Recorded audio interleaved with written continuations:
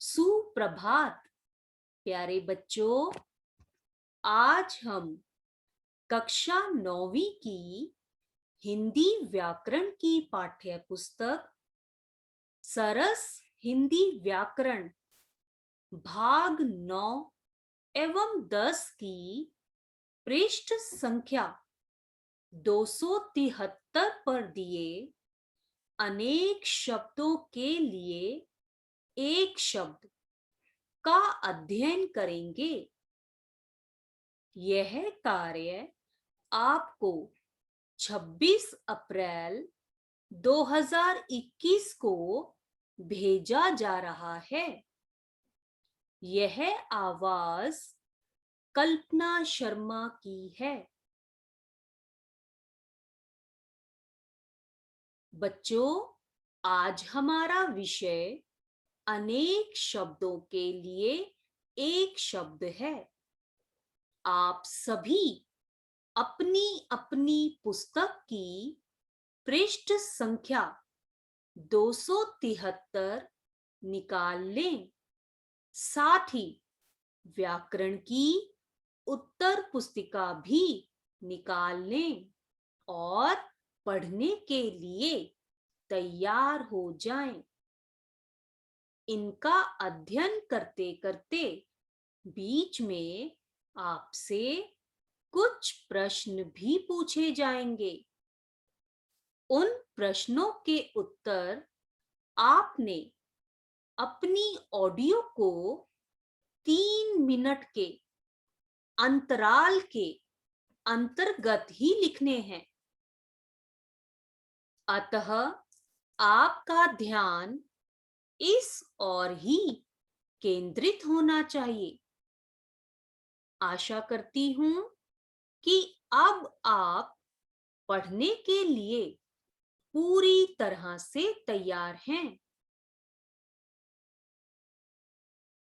बच्चों, जब हम अनेक शब्दों के स्थान पर एक शब्द का प्रयोग करते हैं तो उन्हें अनेक शब्दों के लिए एक शब्द कहा जाता है।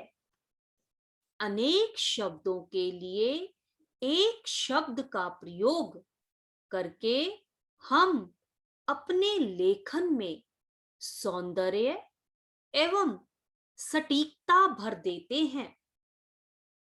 शब्द समूह का अर्थ प्रकट करने वाले शब्द अनेक शब्दों के लिए एक शब्द कहलाते हैं। इन्हें वाक्यांश बोधक शब्द भी कहा जाता है। ऐसे शब्दों का प्रयोग अधिकतर संक्षेपण अर्थात छोटा रूप करते समय किया जाता है। इनके प्रयोग से भाषा में कसावट आ जाती है।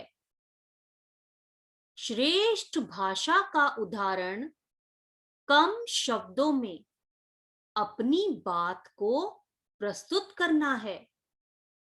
जैसे जैसे भाषा का विकास होता जाता है, वैसे वैसे अनेक ऐसे शब्दों का निर्माण होता जाता है जो अनेक शब्दों अथवा एक वाक्य के लिए प्रयुक्त होता है, जिससे उस वाक्य के अर्थ में कोई परिवर्तन नहीं होता है। अच्छी रचना के लिए आवश्यक है कि लेखक अथवा कवि अपने विस्तृत विचारों एवं भावों को कम से कम शब्दों में अभिव्यक्त करे। कम से कम शब्दों में अधिकाधिक अर्थ प्रकट करने के लिए अनेक शब्दों के लिए एक शब्द का ज्ञान होना जरूरी है। विद्यार्थियों के लिए गागर में सागर भरना उक्ति का महत्व तभी रहेगा जब आपको वाक्यांश के लिए एक शब्द का ज्ञान होगा। निम्न उदाहरण को देखिए।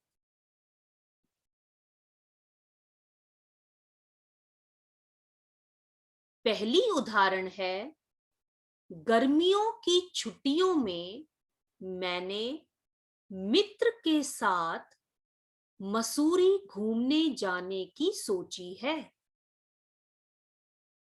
इस वाक्य को इस प्रकार भी कहा जा सकता है, ग्रीष्म अवकाश में मैंने मित्र के साथ मसूरी घूमने जाने की सोची है।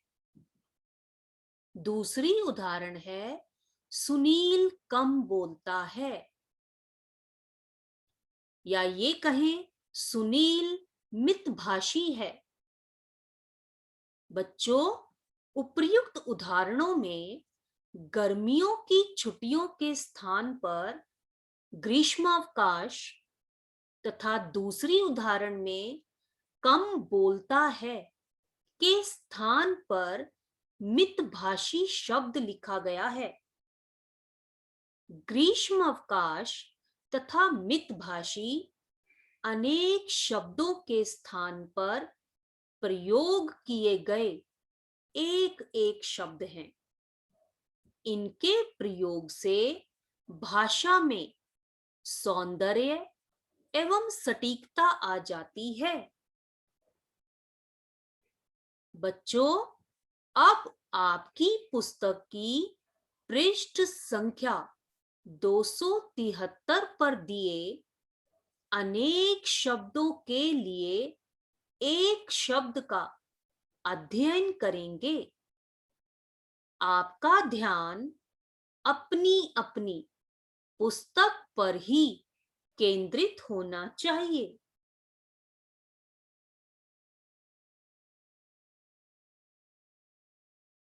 पहला वाक्यांश है, जो जीता ना जा सके। इस वाक्यांश के लिए एक शब्द है अजय। आगे है, जो कम ज्ञान रखता हो, अल्पज्ञ। जो दिखाई न दे, इसके लिए एक शब्द है अदृश्य। आगे है, जो समय बीत चुका हो, अतीत। जो खाने योग्य न हो, अखाद्य। जो पहले पैदा हुआ हो, अग्रज। जो कुछ नहीं जानता हो, अज्ञ। आगे है, जो अपने स्थान से न डिगे। इसके लिए एक शब्द है अडिग। आगे देखिए, जिसका मूल्य न आंका जा सके, अमूल्य। जिसका कभी जन्म ना हो, अजन्मा।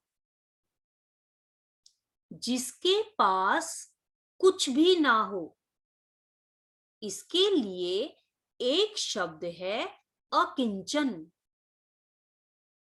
आगे है, जो इंद्रियों के अनुभव के बाहर हो, अगोचर। जिसे कहा न जा सके, अकथनीय।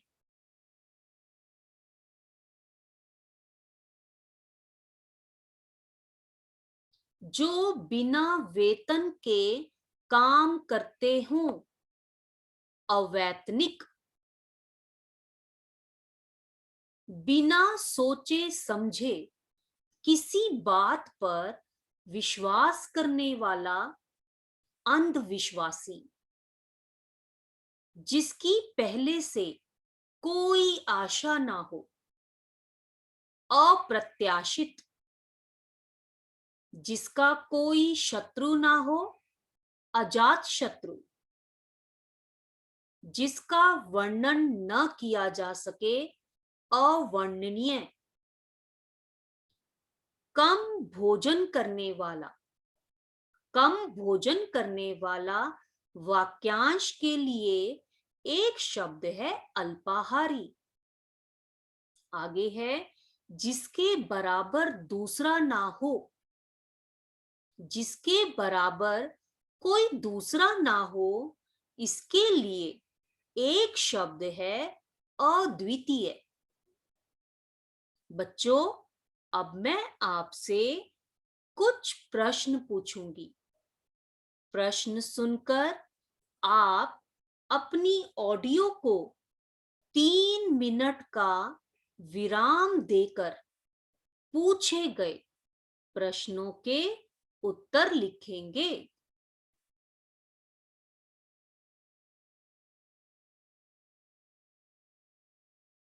प्रश्न 1। निम्नलिखित वाक्यांश के लिए दिए गए विकल्प में से उचित शब्द चुनिए। वाक्यांश है जो खाने योग्य न हो। विकल्प हैं क अलौकिक, ख अखाद्य, ग अखंडित, घ अंतस्थ। प्रश्न 2। निम्नलिखित वाक्य में रेखांकित शब्द समूह के लिए एक शब्द लिखकर वाक्य में प्रयोग कीजिए। पहला है उसके पिताजी कार्यालय में बिना वेतन के काम करते हैं। इस वाक्य में रेखांकित शब्द है बिना वेतन के। प्रश्न 3। निम्नलिखित वाक्यांश के लिए एक शब्द का प्रयोग कीजिए। पहला है जिसके बराबर कोई दूसरा ना हो। दूसरा है जिसे न कहा जा सके। बच्चों, प्रश्नों के उत्तर लिखने की अवधि अब समाप्त हो चुकी है। आशा करती हूं कि आपने पूछे गए प्रश्नों के उत्तर लिख लिए होंगे। उन प्रश्नों के उत्तर इस प्रकार हैं। उत्तर 1। जो खाने योग्य न हो। इस वाक्यांश के लिए एक शब्द है अखाद्य। उत्तर 2। उसके पिताजी कार्यालय में अवैतनिक काम करते हैं। उत्तर 3। निम्नलिखित वाक्यांश के लिए एक शब्द है। पहला जिसके बराबर कोई दूसरा न हो। अद्वितीय। दूसरा जिसे न कहा जा सके। अकथनीय।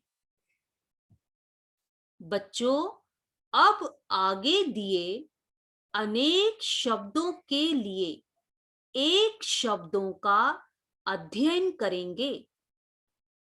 आपका ध्यान इस ओर ही केंद्रित होना चाहिए। जिसका कोई अंत न हो। अनंत। जिसका इलाज न हो सके। असाध्य। जिसकी कोई उपमा न दी जा सके। अनुपम। दूसरे देश से मंगाया जाना। आयात। जिस पर मुकदमा चल रहा हो। इस वाक्यांश के लिए एक शब्द है अभियुक्त। जो विधि या कानून के विरुद्ध हो। जो विधि या कानून के विरुद्ध हो, इस वाक्यांश के लिए एक शब्द है अवैध। आगे है जो कुछ न करता हो, अकर्मण्य। जिसकी तुलना न की जा सके, अतुलनीय। जिसे करना आवश्यक है, अनिवार्य। जो होने ही वाला है, अवश्यंभावी। जिसका मन अन्यत्र हो। इस वाक्यांश के लिए एक शब्द है अन्यमनस्क। जो इस संसार का नहीं, अलौकिक। जो कम बोलता हो, अल्पभाषी। जिसे नापा न जा सके, अपरिमेय। जहां सूखा पड़ा हो, अर्थात जहां पानी न बरसा हो, अनावृष्टि। जो अपनी हत्या स्वयं करे, आत्मघाती।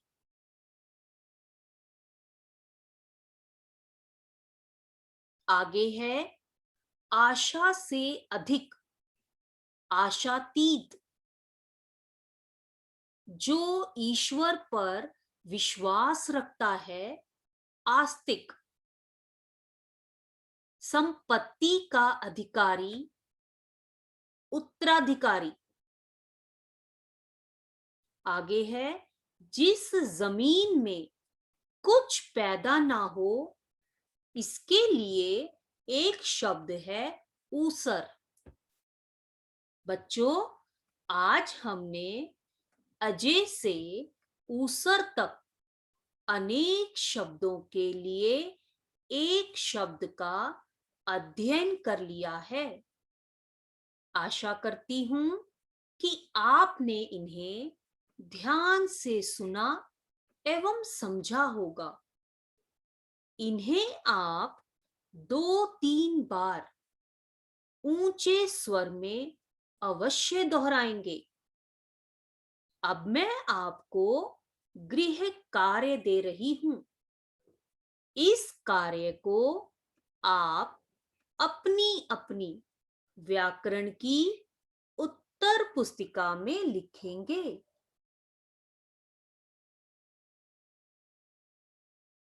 गृह कार्य।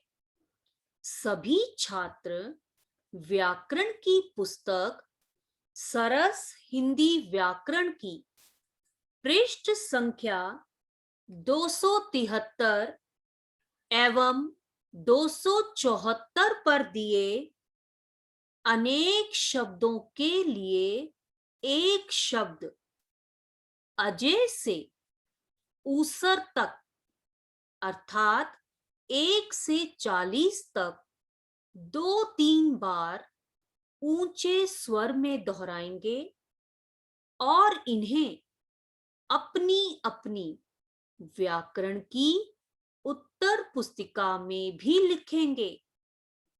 सभी छात्र इस कार्य को सुंदर लिखाई में करेंगे। धन्यवाद।